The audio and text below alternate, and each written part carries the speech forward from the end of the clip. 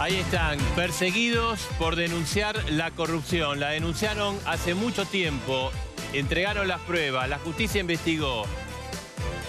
Se han comprobado delitos graves. Sin embargo, nadie va preso. Vamos a hablar con ellos, Álvaro de la Madrid, Silvina Martínez, Eduardo Saduz, en instantes con ellos. Pero... Coimas, asociaciones ilícitas, enriquecimiento injustificado, defraudación, mafias. ¿Qué va a pasar en el país en el que nunca pasa nada? Este miércoles en A Dos Voces, corrupción, la madre de todos los problemas. A Dos Voces. Y ahí está, la bomba de las 11. En realidad, atención que hoy va a haber dos noticias, dos bombas muy importantes. Una tiene que ver con el gobierno. Realmente te va a llamar la atención la información que te vamos a dar. Tiene que ver con Mauricio Macri, tiene que ver con varios ministros importantes. Y además la otra, que tiene que ver con Cristina Fernández de Kirchner. A las 11, como siempre, aquí en A Dos Voces. Pero ahora vamos a hablar lo que planteábamos recién. El tema, hay denuncias, hay investigaciones, hay pruebas, hay testimonios. Sin embargo, nadie va preso por la corrupción en la Argentina. O los que fueron son muy pocos al lado de las grandes denuncias que hubo de robo de dinero tuyo, te metieron la mano en tu bolsillo. Y por eso vamos a hablar con Javier Calvo, Miguel Wiñaski. ¿Qué tal? ¿Cómo están? Bien. ¿Qué tal, Marcelo? ¿Por qué, Miguel, nadie va preso? Porque esa es la sensación. Incluso hay la sensación de que algunos están protegidos. Hay una tradición y una cultura de la impunidad en la Argentina y de la corrupción desde el comienzo de la historia. La aduana fue un foco de corrupción desde que se fundó Buenos Aires. Los corregidores, que eran los funcionarios que enviaba España para controlar las cuentas, eran tipos corruptos que se enriquecían porque a ellos nadie los controlaba. Y así seguimos hasta ahora mismo, donde también se genera una interpelación para toda la sociedad, porque todos sabíamos de la corrupción, por ejemplo. Y sin embargo fue plebiscitado el gobierno de Kirchner. Empieza con los fondos de Santa Cruz, así empieza, así se inaugura, digamos, la última historia de la mega corrupción en la Argentina. Todo el mundo sabía que esos fondos se fueron del radar y que nadie los controlaba y que al fin y al cabo fueron robados. ¿Y por qué la sociedad no interpela? La sociedad no interpela, el gobierno bloqueó los controles, el gobierno y entonces la justicia fue colonizada también por el gobierno anterior, en buena parte eso continúa, y las cosas son muy difíciles, la impunidad, ¿no? Claro, pero Javier, el gobierno anterior ya no está en el gobierno, o sea, no tiene los resortes de poder que antes tenía, o el sobre de la CIDE, o la apretada, o la información de la AFIP. Sí, lo que pasa es que me parece que tanto el gobierno K como otros gobiernos anteriores, básicamente el de Menem, armaron un esquema de corrupción vasto, con una red muy amplia, que incluyó obviamente a la justicia. Cuando Cavallo hablaba de la servilleta de Corach, no estaba hablando de un par de jueces amigos con los que se juntaban después a jugar al golf. Había ahí reparto de dinero, reparto de favores. Por eso también uno podría decir con asombro que en el gobierno que se consideraba hasta la gestión kirchnerista el más corrupto de la historia, como fue la gestión menemista, pasó lo que dice Miguel. En el 95 fue plebiscitado y fue apoyado y fue reelecto. Y después fue muy difícil, salvo el caso María Julia Alzogaray o salvo algún otro, que hubiera algún juez que utilizara las pruebas que había para condenarlo. Ahora pasa exactamente lo mismo. Jueces que manejan políticamente, que apuran la causa, las duermen. Por eso yo, en el caso de Odebrecht, como ya lo hemos dicho en Perfil, somos un poquito pesimistas respecto a que se pueda avanzar decididamente desde un lugar de que la sociedad, los empresarios, exfuncionarios involucrados en este sistema de coimas para obtener obra pública, finalmente algunos dé el paso para que realmente sepamos qué fue lo que pasó. ¿Es verdad que Macri no quiere que Cristina vaya presa? ¿Eso existe o es una fábula? En su fuero íntimo tal vez no sea lo más conveniente, tal vez sea conveniente confrontar con ella de cara a las elecciones. Supongo que no estará haciendo maniobras ante la justicia para que esto no ocurra, ¿no? Para que efectivamente se haga justicia con ella, con debido, por ejemplo. A debido no se llega. La verdad que es curioso porque todo parece indicar... Sí, todo pareciera que pasa por debido. Bueno. También hay un sistema, vos citaste a Odebrecht muy bien, sistema de complicidades. No solo es el gobierno, sino capitales de distinta laya que se complicaron, se involucraron y que tampoco deben estar muy deseosos de que se descubra todo. Hay un lobby, digamos. Digamos, a ver, Marcelo, vos has caminado los despachos oficiales y despachos empresarios de directivos de empresas de los últimos 20 años. Sí. No, los empresarios argentinos no te decían que para participar en una licitación con Kirchner había que o acordar la cartelización o poner un porcentaje en sobreprecios para cobrar una coima, pues si no, no participabas. Hubo casos de empresarios argentinos que no pudieron participar de algunas mega obras que se las quedaron grupos como Electroingeniería, como Lázaro Báez, etcétera, etcétera, que después te dabas cuenta por qué ellos participaban. Entonces, acá hay una red que se armó en donde, obviamente, ¿por qué se explica Devido? Porque Devido estuvo los 12 años del kirchnerismo al frente de la principal caja del gobierno y donde desde ahí, como hizo Menem en su momento, también armó una red que incluyó a jueces federales, por los cuales él es intocable y por lo cual Lilita Carrió cada vez que le metía una denuncia se la cajoneaban, y ahí está, ¿no? Como si no pasara nada. Hay, digamos, o sea, el hecho de Devido preso es un peligro para empresarios, para políticos, para la sindicalistas. clase política argentina, sí, para el sistema político argentino. Para el Círculo Rojo. Sí, básicamente. No. Y yo creo que ese Círculo Rojo mira de reojo lo que pasa en Brasil. Porque yo no sé cuántos de ese Círculo Rojo que hablan de transparencia, hablan de que se termine la impunidad y todo eso, quiere que haya una decapitación de la clase política como está viendo en Brasil. Ahora, vos señalás el tema de Odebrecht, que es digamos, muy interesante porque hay otros países que... O sea, sí. Marcelo Odebrecht el 20 de diciembre dijo, yo pagué coimas en 12 países, sí. ¿No? De los 12 países, hay 9 que ya hicieron acuerdo con Odebrecht. República Dominicana tardó 48 horas, o sea, a las 48 horas empezó a negociar. Argentina empezó hace 3 semanas. Y la verdad que parece que después que Lisa Carrió salió a hablar de que había digamos, un lobby para taparlo a Devido, que podría haber gente vinculada al gobierno, ahí se empezó a actuar. O sea, pareciera que, digamos, todo el mundo dormía. Es la evidencia de la voluntad de impunidad. Los que no firmaron son Venezuela, Angola y Argentina, creo. Fíjate vos. ¿No? Y este eje bolivariano, Venezuela, que hoy está viviendo todo lo que está viviendo, sí. Gran corrupción y autoritarismo y violencia, y Buenos Aires, o sea, fue extremadamente grave y obviamente frente a eso se levantó un muro tremendo.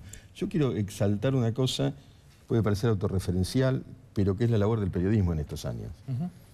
Porque la verdad es que también se quiso levantar un velo frente al periodismo, se lo agredió, hoy es el Día del Periodista, se estigmatizó y... La verdad que todas las grandes cuestiones se dieron a luz desde investigaciones periodísticas, no salieron en general de la justicia. Algunos poco políticos, Carrió, algunos más, y el periodismo, y eso indica que a la vez hay una curiosidad pública que no pudo ser velada del todo, ¿no? Yo creo que con el tema de Odebrecht, Marcelo, hay un tema clave que es que puede salpicar hacia varios sentidos, no solamente hacia la gestión K. El hecho de que uno de los socios de Odebrecht en el soterramiento del Sarmiento, que es la principal obra que tiene Odebrecht en la Argentina, fuera la empresa del primo del presidente, del actual presidente Mauricio Macri, hace que haya temores respecto a este corte, digamos, horizontal hacia todos los partidos y hacia, sobre todo, la clase empresaria, de que pase algo parecido a lo de Brasil. Y yo creo que eso, de alguna manera, está haciendo que se frene y que sea más lo que se muestra, lo que se aparenta, de lo que realmente se quiere buscar. Claro, seguro. Ahora, también hay otro, o sea, Odebrecht es un tema muy actual, y hay cosas, ya te digo, 5 meses para iniciar los trámites para hablar con Odebrecht, 9 países hicieron un acuerdo, 3 no. Hay otro tema, después lo vamos a hablar, ¿no? Con el de la Madrid. El tema Ducler, el tema YPF... Digamos, eso también periodísticamente salió y no pasó nada. O sea, ahora se tiene que morir Ducler y hacer esa denuncia como para empezar a moverse un poco. Bueno, la denuncia la había hecho antes, se muere creo que horas después, sí. ¿No? Y solamente en ese momento se desoculta, pero se desoculta ¿hasta dónde? ¿O quedan fuegos artificiales? Porque así como no pasa nada con la AMIA hace 24 años, en general pasa muy poco con todo lo demás. Yo creo que probablemente también haya jueces involucrados en cosas oscuras, probablemente, y entonces... Te lo firmo. Bueno, te lo firmo. Bueno, entonces ahí las cosas se frenan absolutamente. Me parece que con el tema nuclear también lo que ha pasado, como con tantos otros temas, es que se sabía lo de los fondos de Santa Cruz, se sabía que era irregular, y el punto también es que llega un punto que las denuncias periodísticas cansan. Hay un punto donde agotan. Hoy siempre con lo mismo. Claro, el pasado, te anestesia, y entonces todo el tiempo estamos estimulando tal vez un músculo social que indudablemente la sociedad argentina, en su gran mayoría, ha dado muestras que le importa según el momento. No siempre le importa el tema de la corrupción. Ahora, pero esto, digamos, decimos, es sistemático. Pasó varias veces en la década del 90, está pasando ahora. Lo que vos decís, bueno, a la sociedad a veces le interesa, a veces no la corrupción. ¿Eso indica que el problema también es un problema social o que esta actitud del círculo rojo, de los dirigentes, finalmente logró su objetivo? Decir, bueno, anestesiar a todo el mundo, decir, bueno, acá todos roban, ¿para qué nos vamos a calentar? Mirá, a mí me parece que los dirigentes empresariales, políticos, sindicales, de cualquier índole, reflejan lo que es la sociedad. No vienen de Marte, no vienen de Suecia, vienen de la Argentina, salen de acá, son producto de esto. Es más, conseguimos el efecto inverso. Conseguimos que empresas o gente de otros países que en sus países no harían las trapisondas que hacen acá, como el caso Skanska, una empresa sueca, o como el caso Siemens, o como el caso IBM, lo hacen acá. ¿Por qué? Porque acá no pasa nada. En estos países no pasa nada. Entonces, de alguna manera hay rienda suelta para poder hacer este tipo de cosas. Hay piedra libre, ¿no? Hay piedra libre. Y después hay una cosa de clamar la voluntad de justicia, ¿no? De gritar. Investigar hasta las últimas consecuencias. O hacer que se investiga, ¿no? O hacer, nos reunimos, vender un titular. Mandamos un exhorto. Sí, la justicia como espectáculo. Pero se terminó el espectáculo y no pasa nada, ¿no? Es como que cuando termina una... Miguel, vos señalabas, bueno, el rol del periodismo, que es cierto, que hizo muchísimas denuncias, y muchas de ellas, bueno, llevaron a que el tema de la corrupción se conociera, no acompañado por el tema judicial, o acompañado, sí, con alguna decisión. Ahora, el periodismo a veces es como benévolo con el poder, sobre todo inicialmente, como empiezan los gobiernos, entonces... como que uno va, bueno, dejémoslo andar, vea, che, tal cosa, bueno, pero a ver, esto justo recién empezaron, ¿no? Siempre hay un periodo de gracia y en general hay como un instinto de no oponerse a la gente, a la sociedad, porque la gente de pronto no quiere oír que justamente el que acaba de ser elegido pudiera estar involucrado en cuestiones oscuras. Daría la impresión de que la matriz actual no es la de la corrupción, que hay acciones y cuestiones corruptas. Daría la impresión, habrá que verlo, de que no hay una matriz estructuralmente corrompida, pero habrá que analizarlo. De todas maneras, el periodismo, por supuesto, también tiene altos y bajos y funcionamos mejor o peor, a veces concediendo, ¿no?, al deseo de la mayoría para no decir aquello que no se quiere oír. A pesar de toda esta denuncia, Cristina parecería que quiere ser candidata, por lo menos toda la gente... Puede ser candidata, además, perfectamente. Sí, parece que quiere. ¿Y cómo se evalúa esto? O sea, porque además parece que tiene en las encuestas una adhesión importante. Y bueno, habrá que ver. Está claro que desde el punto de vista de lo judicial no hay ningún... a la vista no hay ningún problema de que vaya a ser candidata. Los tiempos judiciales lentos, ya tiene... creo que 2 o 3 procesamientos, Cristina, pero ninguno la inhabilita, porque eso solamente puede suceder en el caso de una condena firme, la inhabilitación para ocupar cargos públicos, de encontrarse culpable, con lo cual podemos tener tranquilamente candidata a Cristina ahora en las legislativas, y habrá que ver si los tiempos judiciales siguen este tranco tranquilo que tienen, si no puede ser también candidata en el 2019. Todo es posible en Argentina. Todavía ejerce una seducción, digamos, sigue siendo un personaje carismático, parece que para muchos. Sobre todo en el Gran Buenos Aires, ¿no? No sé si en el interior de la provincia y en el resto del país, pero el Gran Buenos Aires es, como suele decirse, la madre de todas las batallas, ¿no? Y el hecho de que Cristina tenga chances electorales habla también de el menosprecio que puede haber en una parte importante de la sociedad por los valores en relación con la corrupción, si importan o no importan a la hora de elegir a la Durán gente. Barba, que estuvo en varios programas, dijo, en realidad los kirchneristas duros justifican la corrupción porque se necesita plata para hacer política y Macri, en definitiva, tiene plata porque es hijo de un rico. Sí. Sí, bueno, ese O sea, es bastante duro. Yo no creo que los kirchneristas estén a favor de la corrupción. No, pero me parece... La gente, ¿no? Me Eso parece que... Pero el que vota a Cristina probablemente no esté priorizando, obviamente, avalar la corrupción. Está eligiendo otros valores que ve en Cristina, claramente, vinculados al progresismo, vinculados a posturas que indudablemente Macri no tiene o que otros sectores políticos no tienen, y dejan de lado el tema de la corrupción, incluso en algún caso negándola, ¿no? La corrupción empieza a importarle a mucho cuando te toca claramente tu bolsillo. Si el corrupto te conviene más por algún tipo de razón respecto de tu economía, bueno, no importa tanto si roba, ¿no? El tema es que me convenga.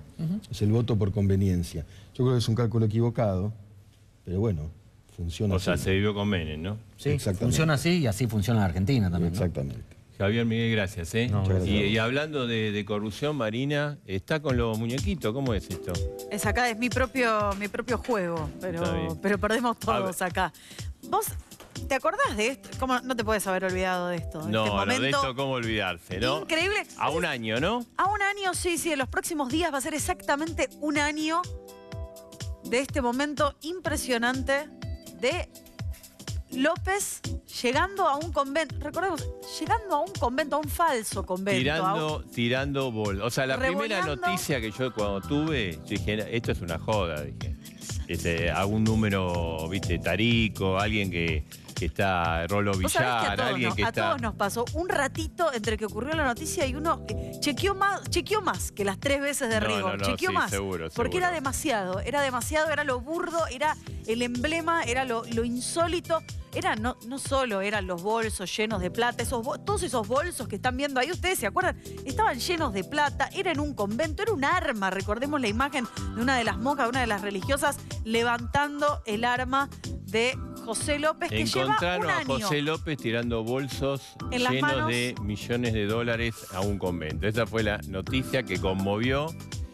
Y hubo un antes y un después, ¿no? Un antes y un después, y parece que López era el único corrupto, ¿viste? Que hay cierta idea de que, bueno, pescaron a este. ¿Cómo vive en el país en el que nunca pasa nada el hombre, el funcionario al que le pasó algo? El funcionario al que pescaron. Bien, o sea, a un año infraganti. de ese evento Acá que lo nos tenés. conmovió todo, ¿a dónde está?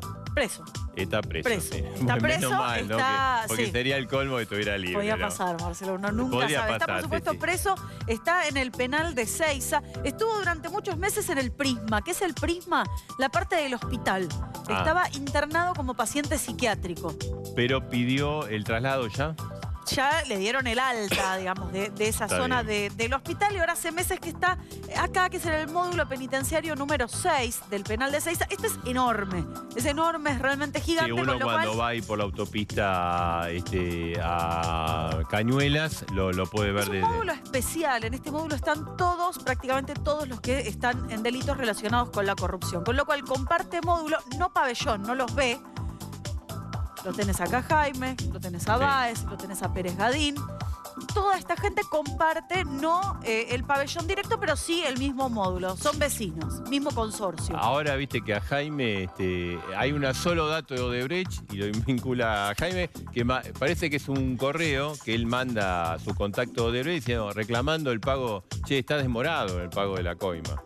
Es que cuando venís sin suerte, Justo tenía un coimero que le retrasaba la paga. Exactamente, aparecen todas estas cuestiones. Es una unidad que se acondicionó especialmente en el sentido de que instruyeron a los guardias cómo era tratar con este tipo de presos de este tipo de delitos. Como guardias especiales serían.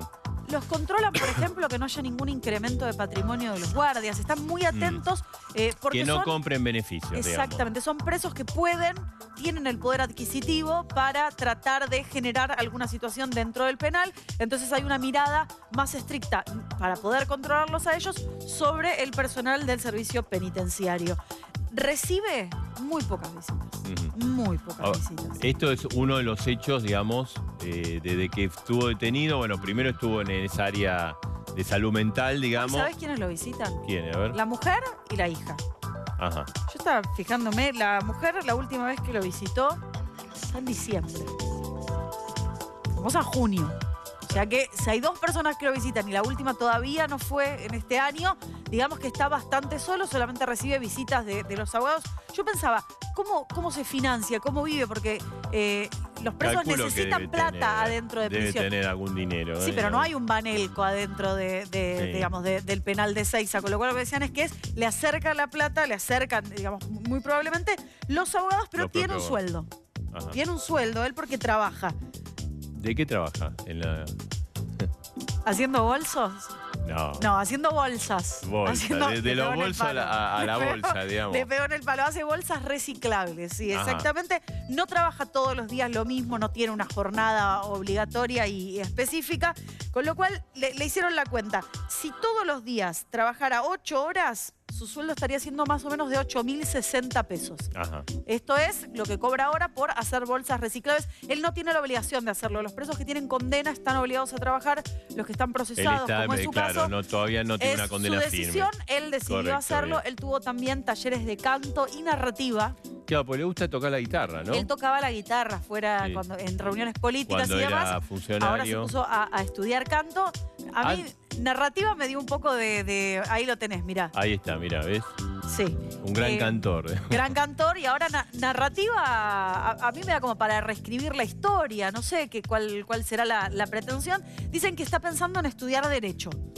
Ahora desde adentro del penal él es ingeniero, era secretario de Obras Públicas, Claro, es ingeniero y está, que digamos, se le da por el derecho. leyendo su causa, ¿no? Eso- Buscando, es difícil encontrar una vuelta a Marce, vos esto. sabés que decían que todos los presos de este perfil, de este estilo, de esta forma, se la pasan estudiando la Déjamela causa. a mí que voy a encontrar la De Lázaro eureka. dice lo mismo. Sí. Que se la pasan leyendo la causa judicial. No es casualidad que diga ahora que quiere ser abogado, que quiere estudiar abogacía Claro. después de toda la vida dedicado a ser ingeniero.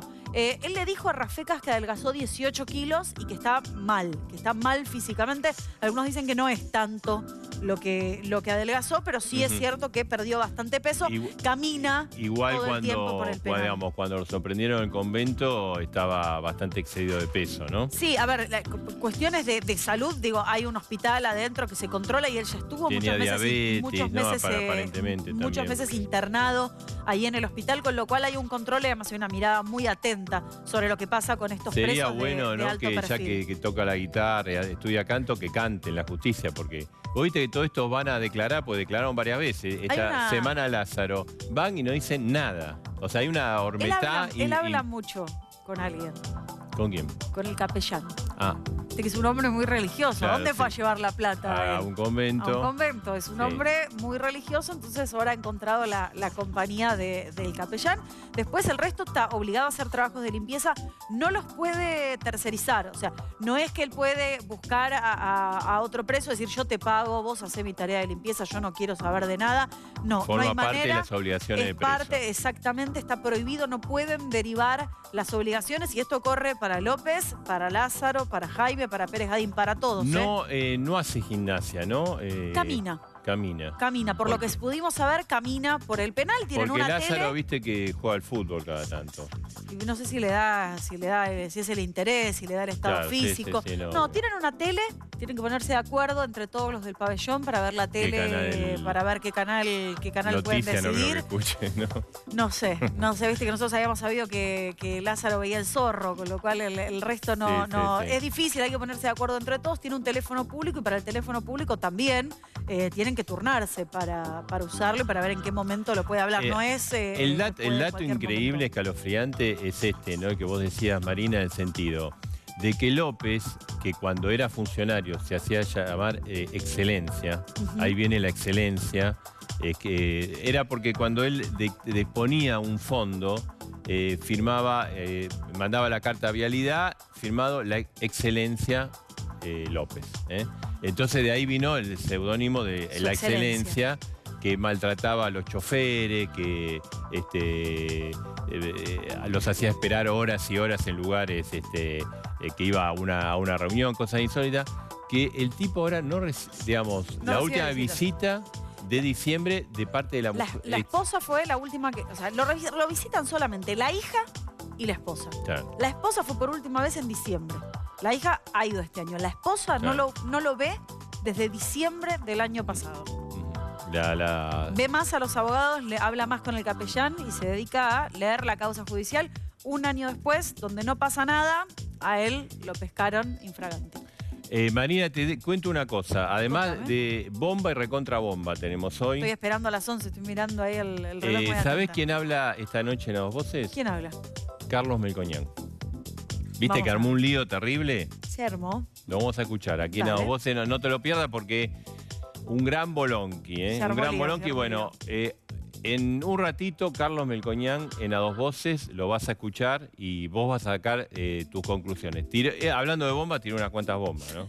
Sumamos las de Melcoñán. Dale. Y bueno, vamos a hablar con los perseguidos, ¿no? La gente que en soledad denunció en su momento, fueron perseguidos, denunciaron la corrupción, temas que ahora se hablan todos los días, pero bueno, ellos lo marcaron en su momento y por eso queríamos hablar. Precisamente está Álvaro de la Madrid, que denunció todo el desquicio de la Santa Cruz, el tema de los fondos de Santa Cruz, que ahora tomó mucha fuerza con el tema de la denuncia de Ducler y el fallecimiento de Ducler. Está Silvia Martínez, es abogada, ella estuvo en inspecciones jurídicas, la persiguieron por solamente informarlo, situaciones de varios, y bueno, ha investigado varias causas de corrupción, entre ellos el tema Otesur, y está el ex embajador Eduardo Sadú, que se acuerdan de la embajada de Venezuela paralela. Ahora, son cosas que se denunciaron en su momento hace muchos años y no pasa nada, ¿no? Ese es el tema, ¿no? Silvina, y vos denunciaste varias cosas, Otesur. Bueno, ahora Otesur sí está avanzando la investigación, pero en su momento te persiguieron. Sí, es muy difícil ser, funcionario público o estar dentro del Estado, ver un hecho de corrupción, intentar denunciarlo, porque recordemos que el kirchnerismo era toda una organización, no es que había un funcionario corrupto, era una organización en eso. En mi caso, yo trabajaba en el IGJ, recordemos el escándalo Chicone, recordemos que el IGJ se había perdido el expediente de Chicone y se había impuesto un cepo informativo para no entregar información, algo que es la función básica del organismo. Cuando lo denuncio, bueno, obviamente empezaron a perseguirme, a hacerme la vida imposible, hasta terminar despidiéndome. Pero ahí no terminó la persecución, el acoso, digamos. Yo lo denuncié ante la justicia, lo denuncié a mis superiores y después lo denuncié a la justicia. Sino que siempre la persona que denuncia hecho de corrupción, digamos, empieza a vivir un calvario que no termina nunca. Años después, investigándola el resto de las causas, como bien Otesur, Los Sauces, con la diputada Stolbizer, cada vez que hacíamos una denuncia recibíamos como contracara 3 denuncias en nuestra contra, diciendo las barbaridades más grandes, amenazas múltiples. O sea, no es fácil denunciar hechos de corrupción. La diputada Stolbizer fue la primera que planteó el tema Chicone en el Parlamento, lo denunció concretamente. Vos después trabajaste en ese tema. Ahora, Chicone, no sé, Vudú sigue por la calle, ¿no? Exactamente, sigue por la calle. Recién ahora pudimos hablar del juicio oral, después de muchos años. Chicone se quiso quedar con la fábrica de hacer billete, ¿no? Nada menos. Nadie tiene dudas de eso, tampoco nadie tiene dudas del enriquecimiento ilícito de Vudú. Sin embargo, sigue caminando por la calle, puede ir a una marcha, puede hacer, puede presentarse en las elecciones si quiere, como el caso de Cristina, que no hay todavía una sanción. Hay condenas sociales, pero no hay sanciones judiciales, que es lo que nosotros necesitamos realmente. Seguro. Álvaro, y vos denunciaste el tema de los fondos de Santa Cruz ahí hace mucho tiempo. Lo denunció el radicalismo, la Unión Cívica Radical. Yo denuncié la compra de los terrenos fiscales y hice una denuncia ahora reciente en el tiempo, que los vínculos, lo hablábamos con el ex embajador del kirchnerismo, con el chavismo y la cuestión del narcotráfico. Yo escuchaba a Wiñaski, que hablábamos en la previa, y él me decía, se acordaba, está en la radio con Gonzalo Sánchez, que es un periodista que escribió un libro que se llama Calafate, que se lo prologó Nico Wiñaski, que es su hijo, y que es un thriller policial de mi tiempo en Santa Cruz, cómo viví amenazado por denunciar al poder. Ahora, yo en ese momento, Marcelo, decía una cosa, se lo decía a la sociedad, por supuesto que no fuimos escuchados. Yo decía que Kirchner usaba el pasado, usaba los 90 en ese momento, para construir un gran poder político, una mayoría que no iba a respetar las reglas y las leyes y que en definitiva, asusar con la vuelta de los 90 sin investigarlo por miedo a ser salpicado él, era ser irresponsable porque eso atentaba contra el futuro. Hoy estoy preocupado porque veo de alguna manera, ¿sí?, una tendencia, una inclinación a reproducir esa misma cuestión, ¿sí? Entonces... O sea, ¿vos crees que el gobierno, esta historia que muchos creen, de decir, el gobierno no quiere que Cristina vaya presa, o sea, esto quiere decir no investigar o investigar? Claro, lo que digo lo que digo que veo, y uno tiene autoridad, porque todo lo que vivió en estos últimos años fue producto de decir eso, es decir, no le hagamos caso a la fábula porque nos va a llevar a míticas y nuevas tragedias, ¿sí? Esto de decir, ¿es esto o el pasado? Y si no viene el cuco, es muy malo para la política. Porque los enemigos del futuro no son solo los que quieren volver al pasado, también los que defienden el futuro, pero lo hacen mal y de manera irresponsable. Repetir, ¿no? Irresponsable. Ahora, Álvaro, ¿qué pasó con los fondos de Santa Cruz, que era dinero fenomenal para Santa Cruz? ¿Desapareció esa plata? ¿Se la robaron? ¿O efectivamente, porque viste, hubo 500 informes a lo largo del kirchnerismo, ya están ingresando, ya vienen, ya volvieron, y nadie explicaba nada? Ahí está la parte que yo sí denuncié de los fondos de Santa Cruz, y te lo digo brevemente. Los fondos de Santa Cruz se sustrajeron el episodio más emblemático de la corrupción brutal de la Argentina. Se sustrajeron de la provincia, quienes lo usó como dinero propio, nunca los rindió, nunca explicó el derrotero, cómo salió del país, por qué entidad financiera pasó, cuáles fueron los intereses que se pagaron. Se aprobaban rendiciones de cuenta en la legislatura en hojas de Excel, sin firma de autoridad bancaria.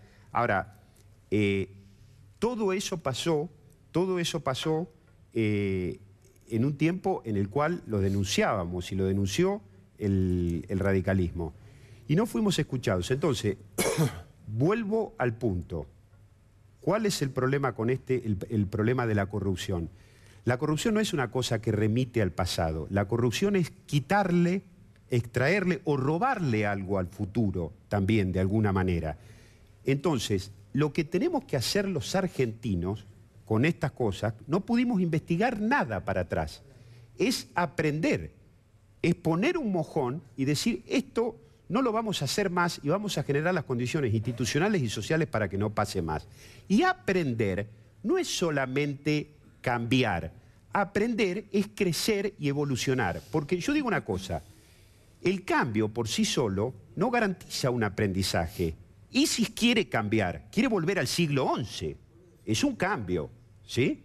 Entonces digo, tenemos que ser responsables. La política debe volver a cumplir su rol fundamental, que es discutir el futuro. Marcelo, Hannah Arendt decía, ¿para qué sirve la política? Se preguntaba hace 50 años, todavía estamos discutiendo esto. ¿Para qué es necesaria la política? ¿Qué es lo que tiene que hacer la política que no pueden cumplir otras funciones sociales? En este momento en la Argentina, garantizar dos cosas. Yo utilizo dos palabras, sencillamente. ¿Cuáles serían? Justicia y oportunidades, ¿sí? Y esto es pasado, presente y futuro. Embajador, usted denunció la embajada paralela en Venezuela. Eso fue en el 2010 más o menos, ¿no? No, la embajada... Yo denuncié la desaparición de los fondos del fideicomiso en el 2005.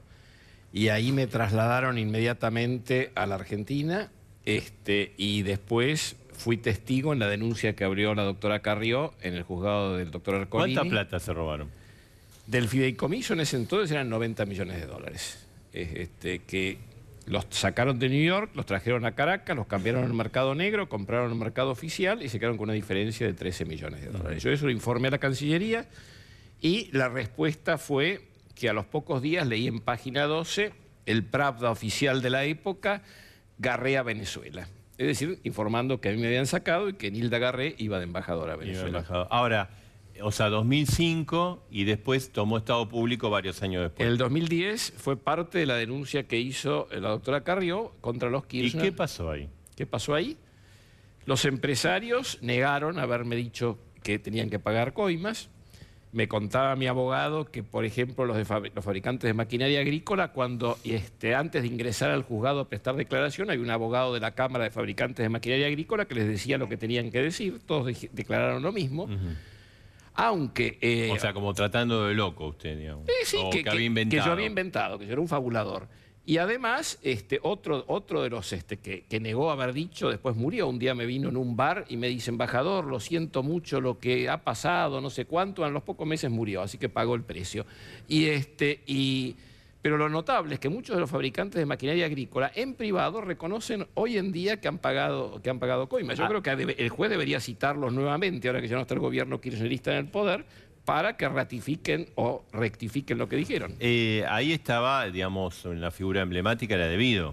Devido, y el embajador paralelo, entre comillas, era Uberti, el señor de las autopistas. Es decir, lo que pasa es que era la autopista del dinero que iba a Caracas. El que vino con Antonini con las valijas. ¿Usted piensa que, además de esa valija Antonini que se descubrió, quizás por casualidad o quizás porque hubo una persona un pase de factura, yo creo que hubo ahí. Ah, ¿sí? Alguien que lo... yo creo que sí, fue una interna... Pero no, yo creo que la valija esa fue una de muchas que han venido. ¿Hubo más valijas? No me cabe la menor duda, no me cabe la menor duda. Es decir, usted calcule que Venezuela está considerado uno de los países más corruptos del mundo. Y hablábamos recién con la Madrid, por ejemplo, el ejército venezolano, que es la columna vertebral del régimen, está involucrado no solamente en el narcotráfico, más del 60% de la droga colombiana sale por Venezuela, sino que los involucran en hechos de corrupción interna. Por ejemplo, nombran a un capitán o a un mayor a cargo de un programa de alimentos, un programa de construcción de viviendas. Este señor durante un año mete la mano en la lata alegremente, se enriquece, y al cabo de un año vuelve al cuartel. Nadie le dice nada. Si en algún momento quiere sacar los pies del plato, aparece la carpetita y este señor acaba preso, como pasó con el general Baduel, que fue jefe del ejército, era un hombre muy carismático. Chávez le tenía temor y en un momento lo saca de jefe del ejército y lo pasa a ministro de Defensa, le quita mando de tropas, lo deja un año de ministro de Defensa, lo manda de embajador a Hungría. Baduel considera que estaba debajo de sus merecimientos, se retoba y hoy en día está purgando 14 años de cárcel por un defalco de 9 millones de dólares. O sea, un mecanismo tipo mafioso. Un mecanismo absolutamente mafioso. Es decir, una organización mafiosa para delinquir, digamos. Absolutamente. Es que yo creo que tanto Argentina, bajo el kirchnerismo, como Venezuela, bajo el chavismo, fueron asociaciones ilícitas. Eso no me cabe la menor duda. Sí, algo. No, estuve hace unos días en Venezuela y me había encontrado con el ex embajador, le había pedido algunos consejos. Fue como él me dijo, nos encontramos en un canal de televisión de casualidad y hablamos.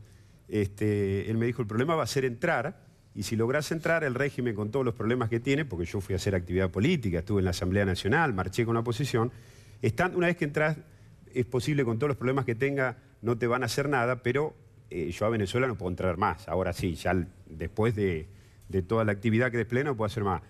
Pero quería señalar, porque lo ha marcado bien el embajador, y porque estuve allí y fue increíble lo que viví, tengo un compromiso con la gente, me lo pidieron.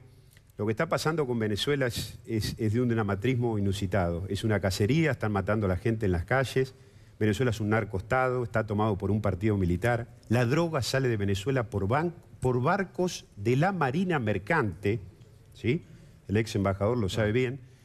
Entonces tenemos que ser solidarios, los argentinos en general y los radicales en particular, que siempre hemos tenido. Le quería preguntar al embajador Saduz, en este caso, o sea, empresarios, la Cancillería nada menos, Devido, o sea, acá habría sería un caso específico donde se demuestra que hay como una complicidad, una suerte de lobby para de esto no hablemos.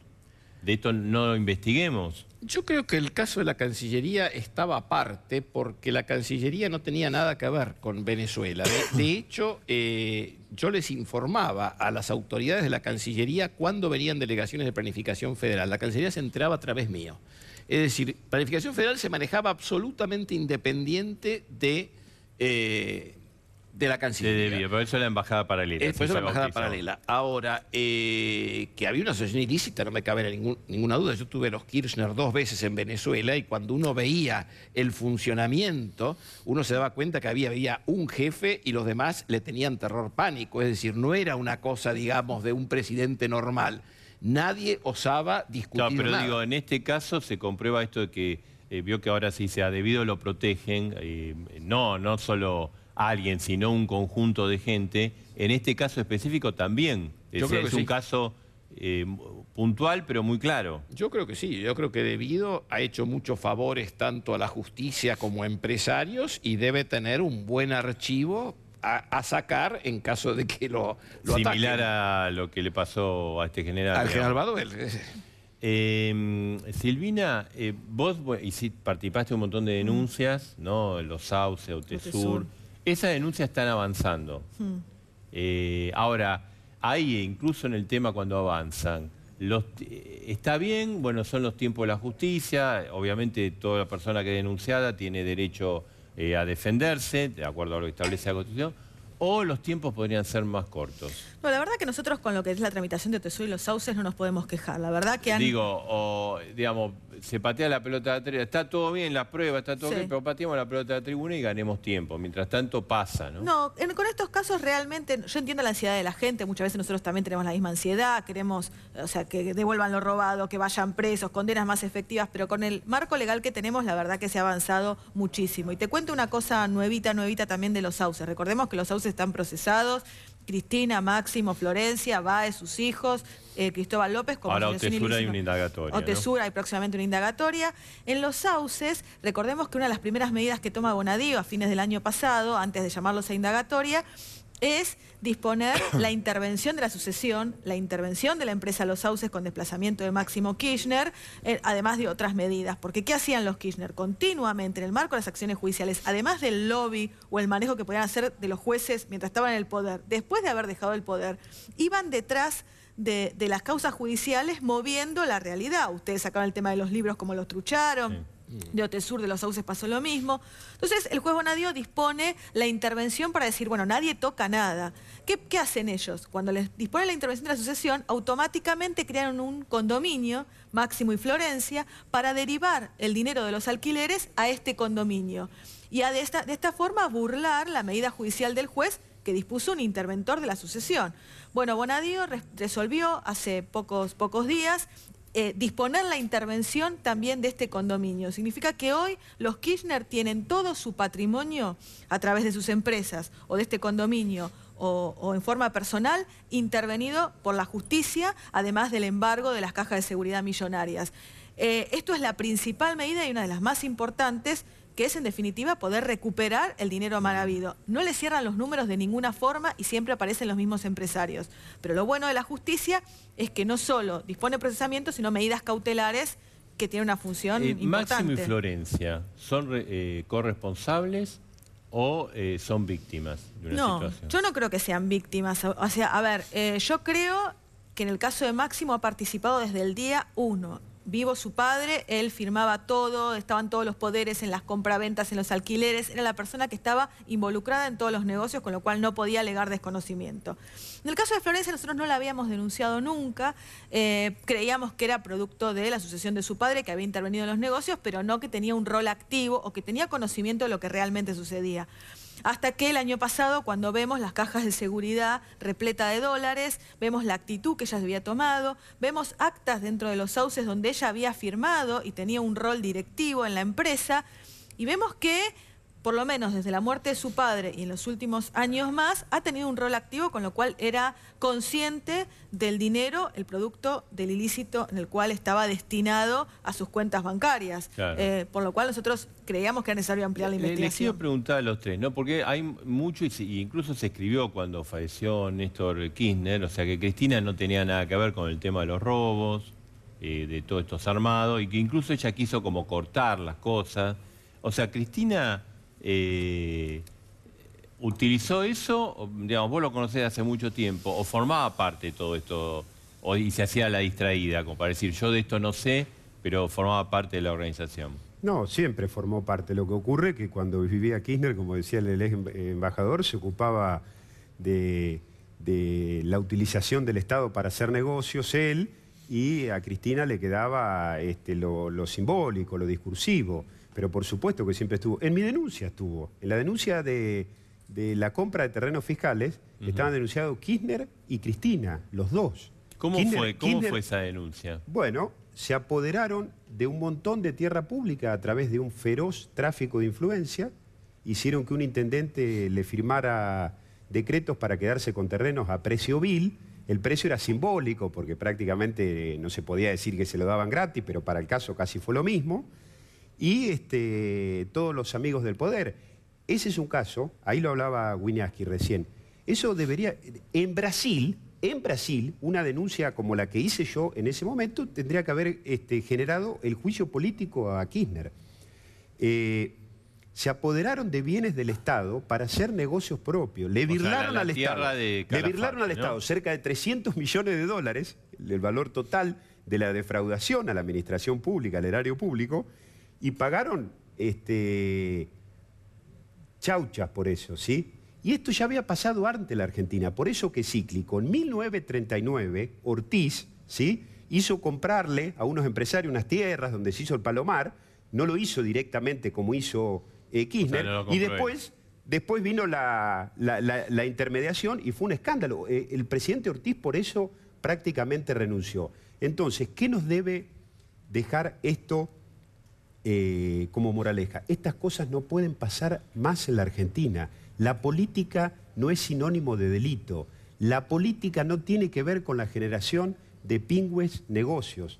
Tenemos que sanear y sanar la justicia en la Argentina. Esto que decía Alfonsín en el preámbulo, ¿no? Las dos cosas que hoy preocupan a los argentinos, afianzar la justicia y consolidar la Unión Nacional. Idea, ¿no? La contraidea la manifestó Durán Barba, estos días está promocionando su libro. Es decir, bueno, dentro de los seguidores de Cristina, que hay muchos, justifican de alguna manera la corrupción, es decir, ella viene, digamos, tiene un pasado pobre, necesita plata para hacer política. No soy como Macri, que tenía el papá que le dio un gran patrimonio. No, bueno, claramente es ridículo eso. Sí. O sea, justificar que alguien pueda robar por el hecho de que robarnos descaradamente, como pasó todos estos años, porque venga de un pasado pobre, sinceramente, creo que hay que desterrar esta idea de que el que entra a la política o a la administración pública va a robar, o que siempre la política es para eso. A mí me parece que no tiene nada que ver. Con relación a la pregunta que hacías hace un rato,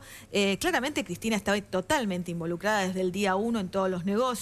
De hecho, además ella tuvo una participación mucho más activa después de la muerte de Néstor, y fue ella quien recibió mucho más dinero que Néstor Kirchner. O sea, ella blanqueándose la plata. Obviamente Néstor compartía con Lázaro este sistema de obra pública, Otesur, los hoteles para devolver. Los que pudieron, digamos, ver los frutos del blanqueo de la mayor cantidad de dinero fueron Cristina y sus hijos, claramente a sabiendas de lo que estaba sucediendo. Y además Cristina, recordemos que estuvo 2 periodos de tiempo como presidenta, le dio más obra pública a Báez que la que le había dado Néstor Kirchner, con lo cual claramente estaba al tanto. Esa historia que ella no sabía. Además, el pollo, digamos, de Cristina era José Francisco López. Cuando Cristina asume la presidencia, que hablaba de que venía el mejoramiento institucional y demás, lo quería sacar a Devido, porque Devido era el cajero de Kirchner, con quien se entendía, quien tenía que ver con Uberti, con Venezuela, con Lázaro Báez. Pero Cristina quería que el ministro de Planificación sea José Francisco López. Y era el segundo porque lo había puesto Cristina. Ahora, el problema es que mientras no haya sanción, mientras no vayan presos, no María Julia o Alderete, ahí está, sino las figuras. Ustedes fíjense, por ejemplo, en Corea del Sur. La presidenta de Corea del Sur salió de la presidencia y a los 2 días estaba presa. El presidente de Guatemala salió de la presidencia a la cárcel por hechos de corrupción. ¿Y acá quién ha ido preso? No ha ido nadie. Es decir, fue María Julia hasta que dijo que iba a hablar y después no pasó nada. Entonces, yo creo que mientras los jefes de la delincuencia política en la Argentina no vayan presos, van a seguir robando, porque no hay sanción. La única sanción que hay, lo decía alguien, es social, que no pueden salir a la calle, pero no hay sanción judicial que real. Tampoco es algo lógico, ¿no? El tema de la... Tampoco es bueno, los escraches no son... bueno, no, pero, eso sea irrepudiable, aún para un ladrón, ¿no? Pero es un poco, digamos, la reacción de la gente frente a la falta de justicia. Ante la falta de justicia. Entonces yo creo que mientras acá no vayan presos los grandes responsables, la Argentina va a seguir siendo un país corrupto, lamentablemente. La causa de la embajada, digamos, ¿cuánto se cerró por falta de mérito? No, la causa sigue abierta. La causa sigue abierta. Yo estoy procesado por falso testimonio, algún día iré a juicio, no sé cuándo. O sea, usted, digamos, la causa es robo, no pasó nada y usted está condenado, acusado de falso testimonio. Sí, Marcelo, pero esto fue también un mensaje mafioso. No hagan lo de Saduz porque les va a pasar lo mismo que a él. Es decir, fue clarísimo un mensaje para silenciar otras posibles denuncias. Entonces, ahora, ¿cuándo voy a ir a juicio? No sé. Es decir, este año, el que viene... Pero resulta paradójico con todas estas denuncias y con todas las pruebas que hay de muchos casos, digamos, usted tenga que ir a juicio por un falso testimonio, en realidad fue realidad. Además, ¿sabe por qué voy a juicio? Porque el juez Canicova Corral dice que yo mentí cuando dije que no sabía el papel que tenía Uberti para manejar las relaciones comerciales con Venezuela y que esto se había publicado en el boletín oficial. Nunca se publicó en el boletín oficial. Mis abogados han visto todos los boletines oficiales, en ningún momento se publicó la designación de Uberti como encargado de las relaciones comerciales con Venezuela. O sea, fue una persecución... Es una falsedad absoluta. Una falsedad absoluta. Así que descarto que me van a absolver, pero de cualquier manera la plata y la mala sangre que me he hecho no me lo paga nadie. Seguro. Y digamos, y además la carrera de embajador que quedó... Y mi carrera terminó cuando me trasladaron de Venezuela, me quedé un año en mi casa porque no me daban funciones y después me dieron unas funciones menores hasta que en el 2012 pedí la jubilación. Sí. No, me acordaba, mirá cómo se relaciona con lo que dice el embajador. En el 2007 me entrevistaban medios internacionales, venían a Santa Cruz directamente porque era una denuncia muy fuerte la que se había hecho contra un presidente, contra su mujer que era senadora, contra quien es hoy la gobernadora de Santa Cruz, contra su hija que era la fiscal. Imagínate en el mundo cómo entender que una fiscal que también está denunciada, que tiene que investigar a su tío, a su tía y a su madre, seguía siendo fiscal. Entonces viene un periodista del País de España, yo estaba con algunos amigos, y me pregunta, ¿usted qué cree que va a pasar con esta denuncia? Te estoy hablando del 2007. Le dije, penosamente creo que no se va a poder investigar porque esto llega hasta la alfombra roja de la Casa Rosada. Pero lo que puede pasar, lo que sí tengo la sospecha de que pueda pasar, es que termine preso yo. Esto es lo que nos ha venido pasando a los argentinos y que no habla solamente mal de la justicia, habla mal de nosotros como sociedad. Tenemos que cambiar estos comportamientos. Por eso que yo estoy preocupado con el tema de lo que está pasando hoy. Cambiemos significa no cambiar de un signo político. Cambiemos significa que tenemos que cambiar todos, que tenemos que cambiar como sociedad. Esta cosa que decía Gandhi, si querés ver un cambio, tenés que empezar cambiando vos, ¿sí? Y esto es lo que tenemos que hacer los argentinos. Y lo tiene que resolver la política. Claro. Ahora, les quería preguntar, ¿no? Porque yendo, y quizás embajador usted que sepa más, tema Odebrecht. O sea, Odebrecht, recién lo hablábamos, la denuncia se hace el 20 de diciembre. Vale, se conoce las palabras de Marcelo Odebrecht ante la justicia de Estados Unidos, Brasil y Suiza. Dice, a 12 países le pagué... y dio los detalles. Argentina, yo creo que tiene que ser mucho más, ¿no? Pero bueno, él habla de 35 millones de dólares. Santo Domingo tarda 48 horas en empezar las tratativas con Odebrecht. Hay 9 países que cerraron, ahora Ecuador cerró hace 10 días. ¿Qué pasa en Argentina? Porque, digamos, esto pasó ahora, no es que pasó en el 2007, 2003, Exacto. 2010. O sea, pasó en diciembre del 2016. Claro. O sea, como que todo el mundo quedó paralizado. Bueno, ese es el tema, no aprendemos más. A ver, en realidad, pocas horas antes que sea el plazo X, el 1 de junio, donde en teoría se iba a liberar la información, nosotros vemos como una serie de ministros a instancia del Poder Ejecutivo comienzan a moverse como autitos chocadores sin rumbo cuando perdieron más de 6 meses sin haber iniciado las tratativas necesarias para terminar con un acuerdo con la empresa. Acuerdo que en esta instancia no podía llevar a cabo el Poder Ejecutivo. Cuando no hacen realmente lo que tenían que hacer, porque en estos 6 meses lo que tendría que haber hecho realmente el Poder Ejecutivo es presentarse como querellante en las causas, en ninguna lo hizo.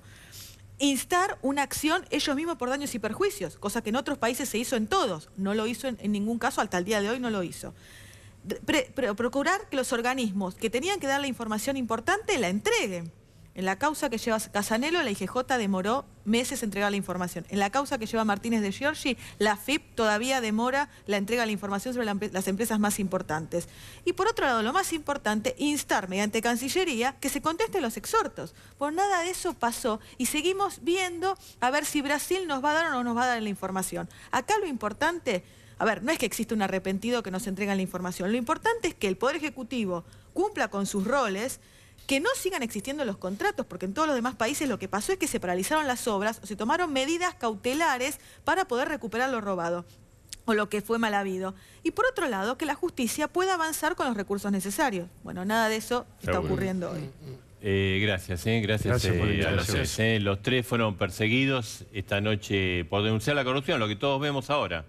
Y estuvieron en A Dos Voces. Hacemos la pausa. Después de la pausa, habla Melconian en A Dos Voces. Armó un terremoto, lo que dijo, ¿no? En instantes. Está José Luis Esper. Vamos a hablar de la economía. Arrancamos, no arrancamos. Hay que hacer un ajuste, no hay que hacer un ajuste. Y a las 11, la bomba y la recontrabomba. En instantes.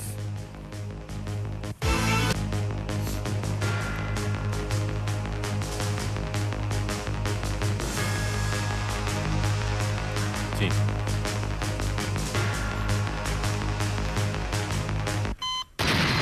Ahí está la bomba, Marina. Tenemos dos bombas, ¿eh? Bomba y recontra bomba.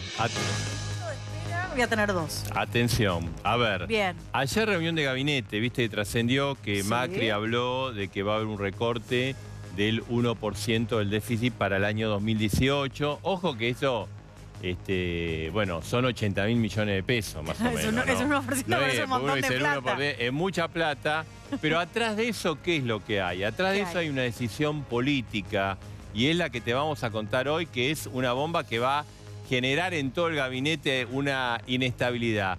Mauricio Macri va a hacer cambios en el gabinete y va a recortar el gabinete nacional de 23, viste que hay 23 achita? ministros. Sí, un montón. La son decisión muchos. ya está tomada. Nosotros ahí por el mes de marzo, lo dijimos acá, salieron todas Sí. a mentirlo. No, no Que es no, así, que no, pa, que no. no. Bueno, Era. la decisión está tomada. Mauricio Macri, como le preguntás, dice, va a haber cambios. Lo dice como algo ya definido. Va a haber cambios. Primero, muchos ministros van a ser candidatos. Sí. Así que eso ya se van. ¿Eh? No, pero no desaparece la cartera, claro. No desaparece Ah. la cartera, pero sí el primer paso como una señal de austeridad, teniendo en cuenta que el gobierno recibe tantas críticas por el superdéficit fiscal, ahora vamos a hablar con expertos seguramente de eso, dice, bueno, recortemos la cantidad de ministros. De 20, hay entre ministros y funcionarios con rango de ministros 23. Sí, es un gabinete muy numeroso. Muy numeroso, que obviamente se hizo con dos objetivos, digamos, dividir, el tema de economía está clarísimo, y también acomodar a muchos aliados y digamos, darle un espacio de poder. La decisión de Mauricio Macri está definida, se recorta ese Claro. gabinete. El juego de la silla, a ver quién le Se queda donde recorta, sentarse. sí. Entonces todos están, me toca o no me toca. Y la otra decisión es que va a haber cambios dentro del gabinete, los que quedan. Porque Macri quiere ir hacia una más concentración del poder y de la decisión dentro del gobierno en los superleales, lo que él llama los gladiadores. Los gladiadores, le De él, dicen. sí, en varias reuniones se le ha dicho, yo a partir del 23 de octubre necesito gladiadores. Entonces, esta es la decisión tomada por Mauricio Macri. Obviamente van a salir a mentirlo, acá va a haber muchos intereses incluso personales. No era muy partidario esta idea en su momento Marcos Peña, que es el número 2 del gobierno. Pero bueno... ¿Es un gladiador, Marcos Peña? Sí, no, no, es un gladiador pero con rango, ¿viste? Claro. Sería un general, ¿viste? Porque en su momento él prefería, ¿viste? Distintas carteras. Atomizado. Atomizado porque todo dependía de él, pero Marcos Peña cada vez tiene más poder, ahora maneja la Cancillería y estaría de acuerdo. También esto lo está impulsando María Eugenia Vidal. Lo ve bien Horacio Rodríguez Larreta. Y bueno, la decisión está tomada porque el gobierno, entre otras cosas, piensa que gana las elecciones caminando. Literalmente. Mirá, Vaya quien vaya. No importa quién ve, viste que... que sí, que no, que se ponen de acuerdo. Ahora está en duda. Está en duda Bullrich. Es más, le gustaría que fuera una mujer. Por lo menos estrategas como... Una mujer para la provincia. Durán Barba, que sería Gladys González, la que denunció al caballo Suárez. Esta tendría grandes posibilidades. Pero al margen de eso, reiteramos entonces la decisión ya está tomada y se va a ir hacia un gabinete más de extracto pro. ¿Hay más? Mal que les pese a los radicales. Dentro de Cambiemos. Próxima bomba. Dale, vamos con la próxima bomba, dale, a ver, vamos a verlo. A ver, la alargamos, ahí está. Vamos al otro capítulo. Al otro frente. Cristina Fernández de Kirchner puso una condición para ser candidata del Frente para la Victoria. A ver. Que no haya internas y que no dispute con Florencio Randazzo. Y esto que, digamos, ya se está viendo, porque viste que hoy hubo un ruido terrible dentro del partido, digamos, del gobierno, del partido de Cristina, del Frente para la Victoria, o el peronismo formal, sí, sería. El justicialismo, el PJ. Ya el PJ no, es otra cosa, ¿viste? Pero eso no es. Sí. Lo usan para las elecciones, no el PJ. Esto, hoy, el intendente de Avellaneda, que después vamos a tener... Después vamos a tener otra historia él con él. él. Leal, él es un... Bueno, viste, ya está, ya es. Es listo. Y el dirigente de La Matanza, Espinosa, dijo en una reunión que el objetivo de ellos era bajarlo a Randazzo en la interna. Sí.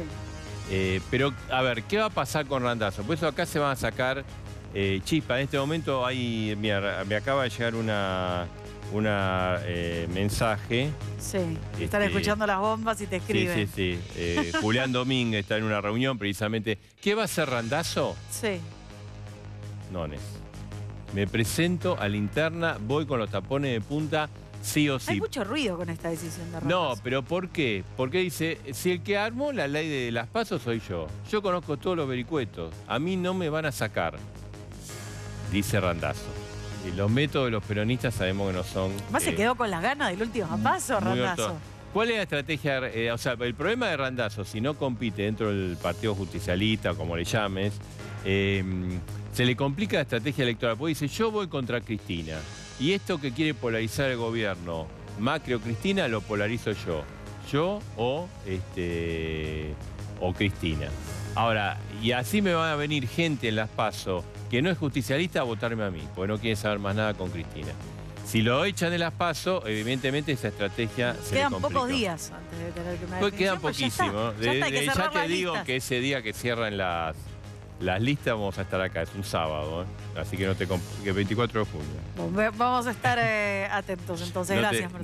No te comprometas. Bueno, vamos a hablar con José Luis Esper, y atención que tenemos la palabra de Melcoñán, ¿Qué tal, José Luis? ¿Cómo estás? ¿Bien? ¿Qué tal? Buenas noches. Bueno, Macri quiere, dijo, después de octubre, el año próximo hay un ajuste. ¿Estará contento, entonces? ¿Quién? ¿Usted? ¿Por qué? Y porque usted dije, acá falta el ajuste, falta arreglar las cuentas. No, más que ponerme contento a mí. Un punto del... Más que ponerme contento a mí, yo diría que si no hay alguna corrección del agujero fiscal, lo que está haciendo Macri en algún momento va a tener problemas. Si es insostenible, digamos, esto así está... Sí, a ver. Argentina viene haciendo algo hace 80 años, esto yo lo puse en el libro que he escrito ahora, La Argentina Devorada, que ha generado una de las decadencias más impactantes de la historia económica del último siglo. Lo que hace Argentina hace 80 años ha generado una decadencia extravagante acá. Y lo que hace Argentina en esos 80 años de decadencia es básicamente sustituir importaciones, tener una economía muy cerrada al comercio, tener un Estado gigantesco y además con mucho déficit. Un triángulo. Macri, hasta ahora, no es ningún cambio en ninguno de los tres vértices del triángulo. La economía sigue muy cerrada al comercio, el tamaño del Estado no ha bajado nada y el déficit fiscal que Macri está haciendo hasta ahora es mayor que el que dejó el kirchnerismo. ¿Es más grande que el que dejó Kicillof? Cristina dejó 7 puntos el producto, hoy estamos en 8 puntos el producto. Estamos hablando de, incluyendo provincias y municipios y nación, 800.000 millones de pesos de déficit fiscal. Entonces, esto no es malo porque lo haga Macri o bueno, sino que haciendo esto a Argentina nunca le fue bien. Entonces, si ajusta, no es que me deja contento a mí Macri, si ajusta algo, un déficit fiscal de 8 puntos, bajar un punto el producto es volver al déficit fiscal de Cristina, que muchos decían que nos llevaba a Venezuela. Pero Así Macri, que no es que me deje contento a mí, evita que esto colapse rápidamente. Pero Macri lo que dicen en privado, dice, nosotros somos gradualistas, no pidan el ajuste de un día para otro. Una reflexión que me quedó de lo anterior, que el presidente se ponga de acuerdo, porque él fue el que transformó al Estado con muchas más secretarías y muchas más reparticiones. Ahora va a ir para atrás, en buena hora, pero que se ponga de acuerdo. Sí. ¿No? Esa es la información que tenemos. Sobre tu punto del gradualismo. A ver, el gobierno es muy gradualista en el ajuste de tarifas, es algo gradualista en la baja de la inflación, pero en materia fiscal hace más déficit que Cristina, o sea que en realidad diverge, no converge a algo razonable. Así que el ajuste gradual es en tarifas, en lo que es la inflación, pero no así en la parte fiscal. ¿Hay desequilibrio macroeconómico? Sí, claro, pero los desequilibrios macroeconómicos de Argentina son muy profundos y exceden a Macri.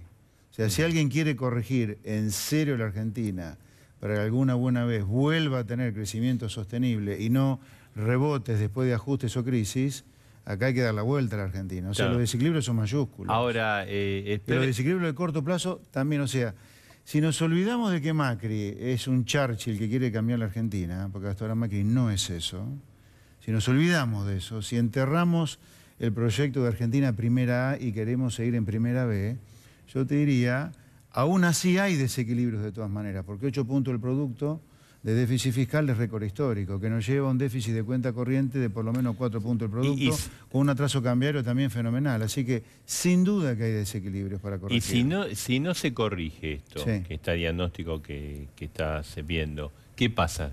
O sea, ¿qué pasa en la vida cotidiana? No, a ver, el pequeño ajuste gradual que ha hecho de tarifas y el pequeño ajuste o el gradualismo aplicado en materia monetaria, más haber normalizado como ha hecho PRO a la economía, o sea, haber salido del default, empezar a tener relaciones con el mundo civilizado, haber eliminado el cepo, yo te diría que nos garantiza crecimiento 2017, que difícilmente la gente lo sienta, eso si querés lo hablamos.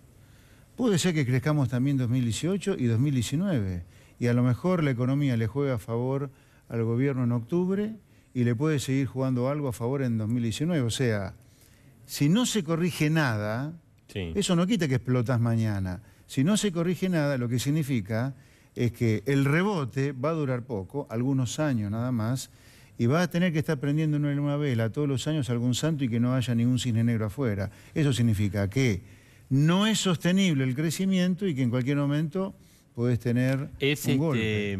Pero podés crecer algunos años así como estás, con profundos desequilibrios, podés hacerlo. El anterior gobierno se emitía, digamos, se financiaba emitiendo, ¿ok? Y Kicillof decía, no pasa nada, acá se puede emitir, no pasa nada. Este gobierno se financia endeudándose. ¿Es sostenible así este aumento del endeudamiento?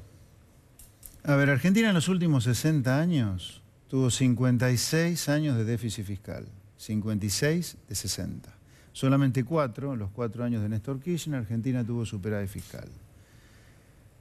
En esos 56 años de déficit, Argentina pasó por todo tipo de crisis económicas. Te nombro 4 que son las más grandes de la historia argentina. El Rodrigazo, a mediados de los 70, la crisis del plan de Martínez Dios a principios de los 80, la hiper a fines de los 80 y la crisis de la convertibilidad a fines de los 90.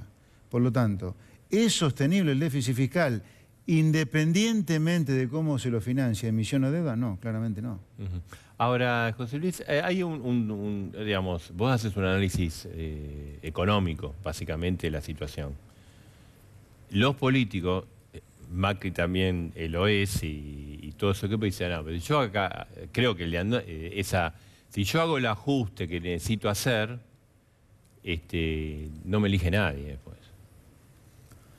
Bueno, puede ser en el corto plazo que eso ocurra. Ahora, lo que la sociedad debería empezar a hacer, todos, desde el llano y los que no estamos tan en el llano, es empezar a acusar a cada presidente de turno, y Macri, ¿por qué no podría ser el primero?, de por qué nos saca a la Argentina de su derrotero miserable simplemente por cuestiones miserables de corto plazo. Porque acá las condiciones para ser una Argentina normal parece ser que nunca están. Ahora, esta Argentina anormal es la Argentina que tiene 12 millones de personas pobres, 5 millones de personas trabajando en negro y 3 personas viviendo en villamiserias. Los argentinos tenemos que acusar y demandar a la corporación política, a los empresarios prebendarios, a los sindicatos, de esta Argentina que nos han legado. Nosotros tenemos que demandar un cambio, pero un cambio en serio, no este cambio de pacotilla que hasta ahora es el PRO. Argentina tiene que cambiar en serio. Y es falso el discurso de la clase política, del sindicalismo y de los empresarios prebendarios, de que nunca están dadas las condiciones para cambiar. Porque cuidado, esta gente lucra con la miseria de la Argentina, porque ellos son los grandes ganadores de este modelo decadente. Entonces no compremos el discurso de nadie, de Macri o de otros, que dicen que no se puede cambiar porque si no se ganan elecciones. Cuidado, que para que ellos ganen... Dicen, no podemos hacer las cosas porque la situación social sería insostenible. Sí, pero ahí todo eso es falso. Porque para que el señor Macri gane elecciones, haciendo kirchnerismo y buenos modales, la Argentina sigue, más allá de veranitos, que Macri lo va a tener el veranito de actividad económica, sigue siendo un país con tendencia miserable. Seguimos con 30% de pobres, con 3 millones de personas viviendo en villas miserias y con 5 millones de trabajadores trabajando en negro. O sea, si nosotros seguimos pensando en chiquitito, y nunca vamos a ser un país normal. Cuidado que acá, los países que nos van sacando distancia, que nos van ganando la pelea por el ranking mundial de ingreso per cápita, son cada vez países que nosotros ni nos imaginábamos hace medio siglo que nos podían superar. A ver, Argentina hace medio siglo tenía un PBI que era 3 veces el PBI chileno per cápita. Hoy Chile tiene más PBI que nosotros. Hace 50 años Argentina tenía 4 veces el PBI de Colombia. Hoy Argentina tiene solo el 60% más de PBI que Colombia. Y eso por no hacer los cambios... la relación con Brasil y México. Igual, ¿no? Pero eso, fíjate, todo eso ha pasado con este cuento de que nunca están dadas las condiciones para cambiar o para hacer ajustes. Que los cambios implican ajustes, pero por supuesto, ahora pongámoslo claro a eso. Hoy, si vos no ajustás el fisco, seguís exprimiendo como un limón a 6 millones de trabajadores que están en blanco, a los cuales la política, los sindicatos y los empresarios prebendarios los revientan a impuestos y vendiéndole todo más caro de lo que pueden conseguir afuera las cosas. O sea, acá es falso de que no haya ningún ajuste. Hoy hay un recontraajuste. Lo que pasa es que el ajuste es de una mayoría muy silenciosa de millones de argentinos, que lamentablemente no tienen el poder de un lobby, que sí tienen los sindicalistas, que sí tienen la política y que sí tienen los empresarios prebendarios. ¿Te sorprendió este manejo de Macri? Lo que ellos llaman gradualismo o surfear la realidad sin tomar medidas. Él lo dijo en campaña, él en 2015. Cuando él sale en el 2015 a competir por la presidencia, lo primero que hace el kirchnerismo es hablar de que se viene el ajuste neoliberal. ¿Y él qué dice? No, miren, no vayan a pensar que yo soy un gran cambio respecto a lo que hay, así que no me sorprendió. Macri lo único que está tratando es que lo que venía de antes, que no lo ha cambiado sustancialmente, él solamente lo ha normalizado, no explote. Con ese intento solo puede tener algunos años de crecimiento. Eso es lo increíble acá. Claro. Era tan malo lo anterior que esto, que es menos malo que lo anterior, ya te asegura algún rebote de algunos ¿Te años. sorprendió las declaraciones de Melconian? ¿Las hizo esas? ¿Vamos a escucharla? Dale. Las tenemos. A ver, Carlos Melconian en A Dos Voces. ¿Vas a escucharla? O algo que armó un gran ruido en el gobierno, porque es un hombre de riñón del gobierno, ahora afuera, pero él mismo lo dice. Lo vas a escuchar. Participante del proyecto político Mauricio Presidente. 8 años, habla Melconian. Estoy alejado de los medios en un acto, como diría el ministro de Economía de Alemania, de lealtad absoluta a este presidente por quien hemos trabajado un montón para que sea presidente de la Argentina por 8 años. Está clarito que el número de déficit financiero va a parar a deuda y está clarito que alguien lo dijo acá también que me precedió, que el gasto está ahí arriba. Acá los gobernadores jóvenes, más del Poder Ejecutivo y más los que quieran ponerse los pantalones largos, van a tener que mirar estas cosas. Porque nosotros teníamos 3.800.000 jubilados y hoy hay 8.400.000. Los números, porque cuando estás acá es lindo y cuando te sentás allá te viene este quilombo. Esto es consenso político, esto no lo va a arreglar un partido político, para esto te tenés que sentar. En el presente, cuando vos hablás algunas cosas y vos te las comés y bien comida está, pasás que la ortodoxia, que esto, que lo otro, y viene la campaña y te dan, y termina la campaña y te saludan, te dicen, fue la campaña, no importa. En un momento lo tenés que hablar seriamente, mirá este cuadro.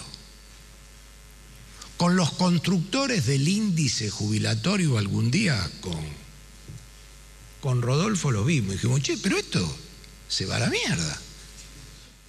Porque lo que quiero decir es, yo escucho competitividad, planes sectoriales, escucho todo.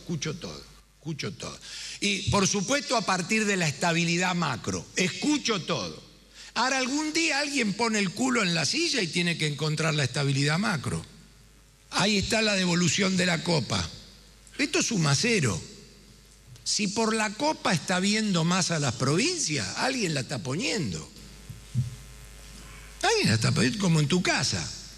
Si vos ves que tu mujer está gastando por arriba de lo que te imaginabas, alguien la está poniendo. Siempre digo, ojalá que sea yo. Siempre igual digo, ojalá que sea yo. Primero, pero decía, ojalá que sea yo el que la está poniendo. Muestra que estamos con un tipo de cambio real muy justito. Pero no es un tipo de cambio real, como nos enseñó Ricardo Arriazu, subproducto de un fortísimo ingreso de capitales o lluvia de dólares externos. Es un tipo de cambio real, subproducto de enormes ingresos de deuda soberana que tienen como objetivo cubrir el agujero. Vos lo que necesitas es cerrar el 6. La gestión de la macro de repente va a necesitar reconducir también todo esto con tareas limitadas y responsabilidades compartidas. Es un poco difícil la coordinación y la toma de decisiones. Originalmente, para la bomba que no explotó, se optó por ir rápido en la corrección cambiaria monetaria y lento o gradual en lo fiscal, y acá varios lo mencionamos, pero terminó siendo rapidez cambiaria y monetaria con hipergradualismo fiscal sin resultados, lo que dificulta cumplir la meta de inflación, crecer simultáneamente, etcétera, etcétera, etcétera. Por lo tanto, gradualismo fiscal ha estado muy bien en el origen, pero estamos en un hipergradualismo hormiga que ha mostrado en los números que sube el déficit fiscal. Financia al Tesoro emitiendo los dólares que trae el ministro Caputo y al final tiene que colocarle BAC para ocultar esa emisión, para taparla, no oculta nada. Bueno, esta es la parte más importante, ¿no? En el IAEF habló Instituto Argentino Ejecutivo de Finanzas. Sí, dejamos de lado las palabrotas, digo, para no repetir. Sí. Pero, en primer lugar, algunas de las declaraciones parecen la de una viuda como que está despechada, ¿no? Porque yo todas estas críticas no las escuchaba ni antes de entrar al gobierno ni cuando fue gobierno, ¿no? Es más... Bueno, parece que yo lo echaron recuerdo... porque las hacía, ¿eh? ¿Cómo? Parece que lo sacaron de gobierno porque... Sí, yo esa me la creo hasta para ahí nomás. ¿Por qué? Porque mucho antes de ser gobierno, yo he leído declaraciones de Melconian, hablando de que él estaba de acuerdo con el diagnóstico que comparte el gobierno. ¿Sabés por qué el déficit fiscal está creciendo en lugar de bajando? ¿Porque es chamullo lo que dice Macri? Porque toda esta gente compartía de que acá había que reactivar rápido, una suerte de ortodoxia populista, un populismo monetarista, que es, bajemos rápido la inflación para reactivar, y no hay que hacer ajuste fiscal. Esto de que no hay que hacer ajuste fiscal era una cosa muy compartida por todo el equipo económico, incluyendo Melconian y Sturzenegger, y ni hablar Pratgay. Ahora parece ser que en el llano hay que hacer ajuste fiscal. La verdad que estas cosas habría que haberlas dicho mucho antes, no después que se van del gobierno. Te quería preguntar algo que ahí al final Melconian menciona, el tema de las LEVAC. Pero, sí. Porque, a ver, ahora todos somos especialistas en LEVAC. O sea, vos vas... bueno, pero el gobierno te invita, entonces la gente dice, a mí el plazo fijo me da 17, la LEVAC me dan 25, ¿cómo hago para...? Y los bancos asesoran. ¿Es una bomba de tiempo la LEVAC o no? ¿O es algo que solucionable? A ver... Porque es como un déficit cuasi fiscal, ¿no? A ver, vos tenés que ver al gobierno que tomó la decisión, así como el anterior gobierno no paraba de emitir pesos, este gobierno no para de emitir deuda. Emite deuda para la obra pública, emite deuda para el resto del déficit, emite deuda para pagar los intereses de la deuda y emite deuda para bajar la inflación. Sí, se está bajando la inflación emitiendo deuda. ¿Quién la emite? El Banco Central. Entonces la estrategia global no es consistente, no es sostenible. O sea, la global no es solamente que no es consistente o sostenible la estrategia del Banco Central, es toda la estrategia. ¿Dónde se inventó esto de que vos bajás la inflación solo con política monetaria endeudando hasta la manija, hasta la maceta, hasta el cogote al Banco Central? ¿Dónde se inventó que ahora hacer déficit fiscal simplemente porque lo hace un Newman Boy es sostenible cuando cada vez que lo hizo Argentina antes le fue mal? O sea, nada de lo que ya está haciendo hasta ahora, ojalá Macri cambie, pero esto no es sostenible. Pero repito, veranito creo que vamos a tener. Ahora, alguna palabra final de veranito. Este año la gente no lo va a sentir en la recuperación económica, que va a ocurrir. ¿Por qué no la va a sentir? Porque el 60% del PBI, que es el consumo privado, está cayendo todavía. Y ya lleva un año cayendo, y con suerte va a empezar a dejar de caer este trimestre que estamos transcurriendo. Entonces, este año el crecimiento es para la discusión de los economistas, no es para la temperatura ambiente de la calle. Sí. José Luis Esper, gracias. Gracias por el análisis. Hacemos la pausa y después de la pausa, el hombre de la semana.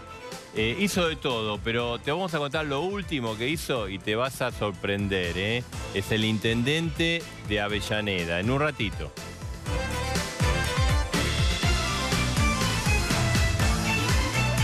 Bueno, y vamos a hablar, José Ferraresi, el intendente, el hombre de la semana. Porque... pues, defensor total de Cristina. Sí, sí, ultra kirchnerista. A ver, primera, tiró de que Cristina ya es candidata. Anunció con bombo y platillo. Cristina no lo anunció, pero él lo anunció. Bien, la otra, hizo un anuncio sobre obras de cloacas en Avellaneda, que el gobierno nacional lo acusó de robarse la obra, que la obra era una obra nacional que no estaba terminada y que él anunció como si fuera de él. Pero la había pagado el municipio. No. Sí, sí. No, el municipio. No la pagó el municipio. No. Así dice el gobierno nacional. Firma, ¿no? Y la última tiene que ver con lo que se conoció hoy. Sí. ¿Qué fue lo que hizo, digamos, más allá? La verdad que la hija no tiene la culpa. Pero, digamos, si vos sos intendente, no podés hacer esto. Nombró a la hija en un cargo importante en Avellaneda. Ahí está el... ¿Cómo qué la nombró? La nombró como directora general del área de cultura. Pero la hija... La hija tiene 25 años, tiene estudios secundarios completos. No es experta, no tiene una... En la resolución se dice que ella va a cobrar el título secundario. O O sea, no tiene ningún título después del secundario. No ha terminado, aparentemente no terminó ahí no ningún dice nada. terciario. Si no, diría, voy a estudiar. No, porque además en esto se paga. Digo, si tenés el claro. título, se paga el título, con lo Simplemente cual no ahí es que lo omiten lo que mencionar. dice que va a cobrar títulos, un plus por el título secundario. Pero creo que muy preocupada no va a estar, porque el papá le consiguió un buen sueldo. ¿Cuánto? O sea, en Avellaneda un sueldo mínimo son 6.000 pesos. Sí. Un sueldo de un trabajador que, viste, agrega horas extra, trabaja un sexto día, llega a los 10.000 pesos. Bueno, ella va a cobrar 38.000, 40.000 pesos. O sea que mucho, digamos, por ahí ahora se dedica a estudiar. La culpa no la tiene ella, la verdad te digo. O sea, ¿en qué quedamos? ¿Vamos a usar los cargos públicos para solucionar los problemas privados? ¿O lo vamos a usar para resolver, en este caso, los problemas de la gente de Avellaneda? Más allá de que siempre es cuestionable la elección, es la formación, ¿no? La formación, ¿no? Ahí la resolución dice título secundario va a cobrar como un adicional, así que 38.000 pesos.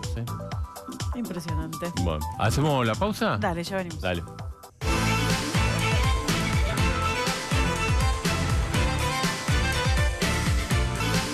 Bueno, estamos yendo, ¿no? Sí. Feliz Día del Periodista. Exactamente, vamos a brindar por eso, bien, por supuesto. Y por Edgardo, que no está descansando. Está muy bien, pasó un muy día merecido. bárbaro del periodista, ¿no? Espectacular. Gran día del periodista por Alfano, también por los chicos que están detrás Sí, de cámara. sí, a mí me han sí. pedido que no los nombre, así que no los nombro. ¿A quién? A Manrique, Manrique a me pidió Pablo, que no lo nombre, pero Pablo y a Jimé Jimena. vamos a nombrarlos. ¿A ellos por no había que supuesto. nombrarlo? Bueno, No, lo Pablo nombra. sí, exactamente. Bueno, felicidades. Nosotros nos vamos, nos reencontramos el miércoles próximo y felicitaciones para Feliz vos, día del Marina, periodista. para todos. Gracias. Chau.